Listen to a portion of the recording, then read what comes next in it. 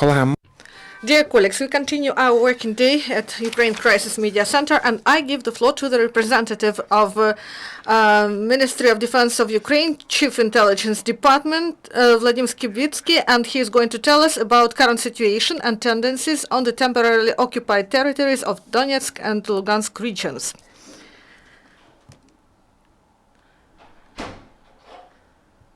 Good afternoon.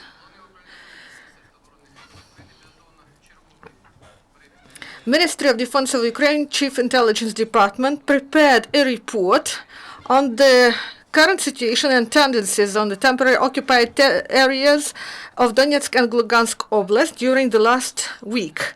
The situation in the occupied territory is tense.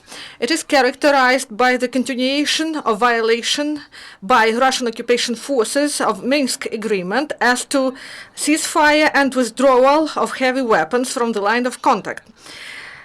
Also, there are attempts to expand controlled territories in Donetsk area near Avdiivka and Yasynovata. Also, there were some frontline divisions that are in full battle readiness, and also active training of departments and units of 1st and 2nd Army Corps that are trained and coordinated with the southern district of Russian military forces.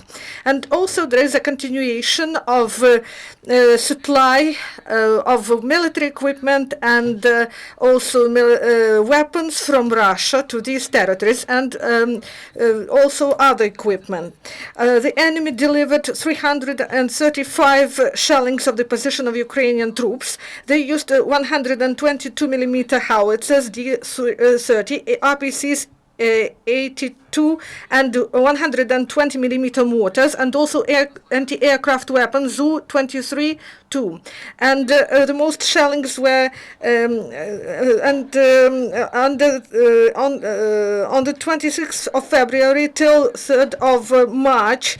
There were 29 facts of violations of the Minsk agreement and withdrawal of troops, and about 30 facts were revealed during the last week. And this week we observed the facts. In 15-kilometer zone there were 42 tanks, 3 mortars. There were 12 facts, and in the zone of 25 kilometers there were about 40 artillery systems. And the most difficult is the withdrawal from the 30-kilometer zone. And during the week we observed 10 facts, and we observed 34 systems, grad systems, grad systems. These were Mykolaiivka, Dokuchaysk, Mykolaiivka, Molodizhna, Samilova, and Telmanova. And this information was generalized and provided to special monitoring mission of OSCE. Also, the Russian Federation continues to supply weapons and military equipment to our territory. And during the week, by railway and roads, they brought, for the provision of 1st and 2nd Army Corps of the Russian occupation forces, they brought 20 tanks, 5 RPCs, 10 self-propelled artillery systems, about 1,000 tons of fuels and lubricants, and about 60 tons of special materials. And also they brought some rocket systems such as Grad K to Gorlovka that are in the inventory of military services of Russian Federation. Also, Russian occupation forces renewed the bridge on the Seversko-Donetsk in the region of Kruzhilivka, and in the day this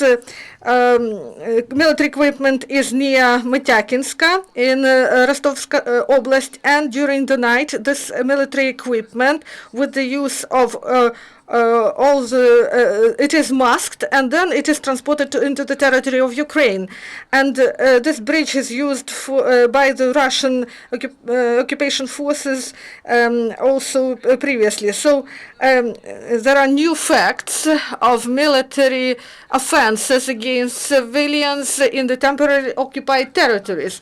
On the 9th of March, the snipers of the detached regiment of the 1st Army Corps, they killed a civilian. It was a woman, and they hide the reasons, and they say that this was just a blind bullet.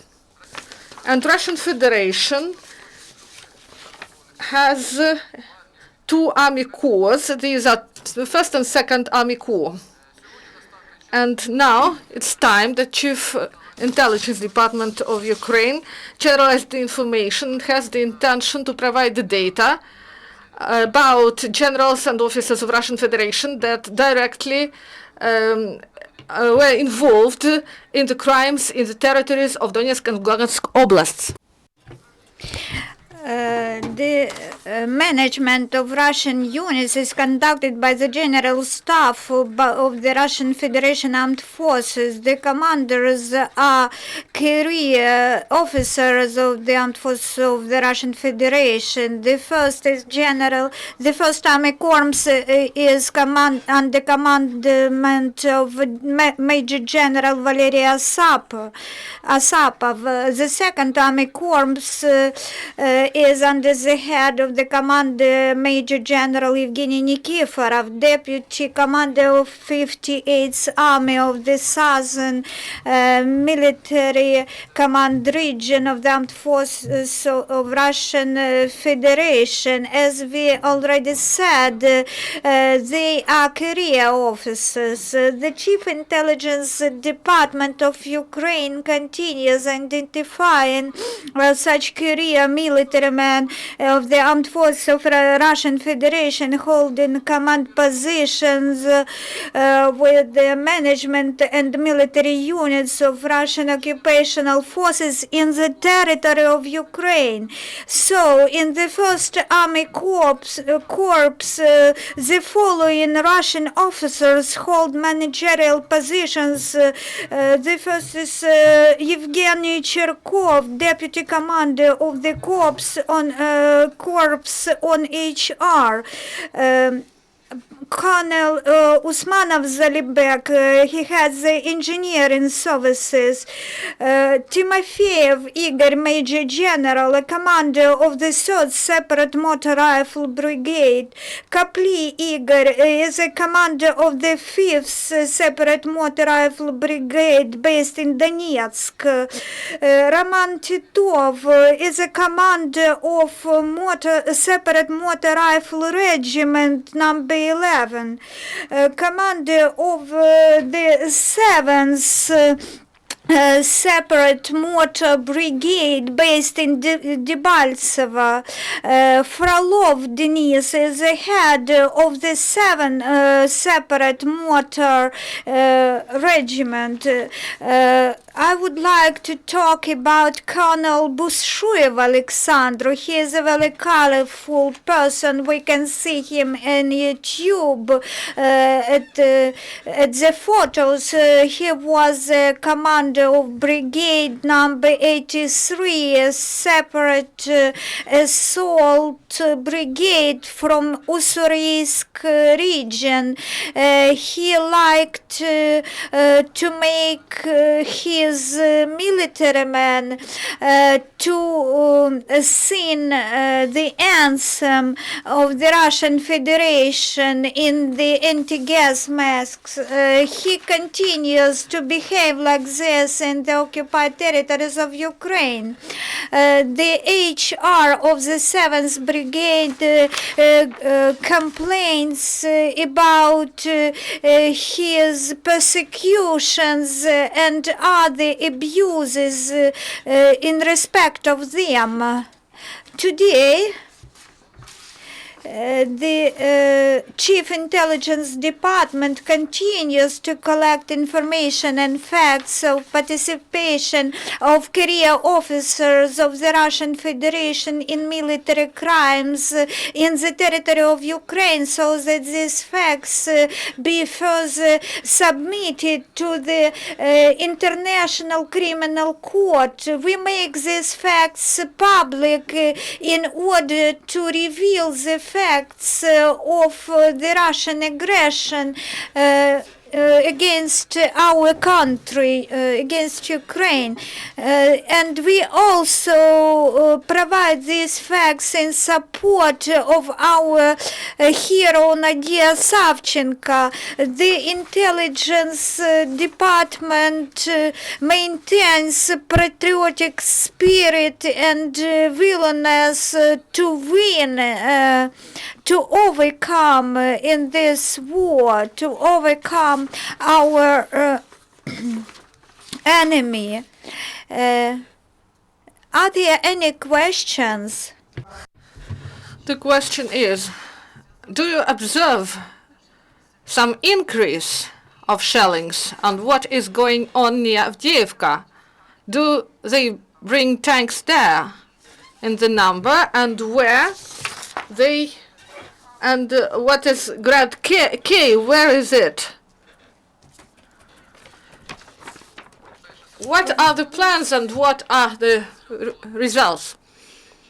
So the shellings decreased. Last week we observed 368 shellings, and this week 365, but the dynamics is standard. The average is about 50 shellings from the side of the enemy. And as to the accumulation of weapons, during the last 24 hours, there were a lot of tanks supplied to Donetsk, and also in Donetsk and Luhansk area. And as to Avdiivka and Isnavata, the situation has deteriorated. The enemy created several special groups in order to take control of a highway that connects Donetsk and Gorlovka. The situation is difficult there. Grad was in Gorlovka. It was observed in Gorlovka. Do you have some comments or questions? If there's no comments and questions, thank you, Vadym. We end our press conference, and the next press briefing is in 12:30. Colonel Andrei Lysenko.